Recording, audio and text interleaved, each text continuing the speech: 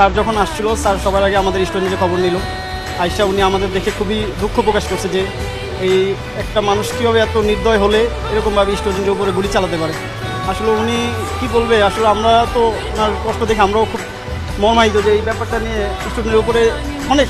আর sir তো বলছে যে এখানে ট্রিটমেন্টের ব্যাপারে যদি কোনো অবহেলা হয় বা কোনো প্রকার ছাত্রদের কোনো যদি হেনস্থা করা হয় বা কোনো বিলম্ব করা হয়, তাহলে এটা উনি কোনো ক্ষমা করবেন, মানে নির্দয়ভাবে দেখবে না।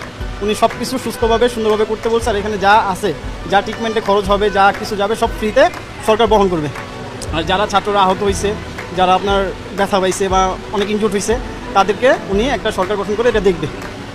আর ছাত্রদের বলছে যে আপাতত তোমরা সুস্থ হও, তারপরে একটা দেখবে। সো স্যার এটাই বললো, ওনার কান্নার পর্যায়ে আইসা পড়ছে। উনি একজন ভালো মানুষ, যে ওনার পরিচয় এটাই। উনি আর শেখ হাসিনার মতো তো উনি আপনার দেখতে যায়নি, কি বলে এটাকে, মেট্রো রেল দেখতে যায়নি। উনি বিটিভি ভবন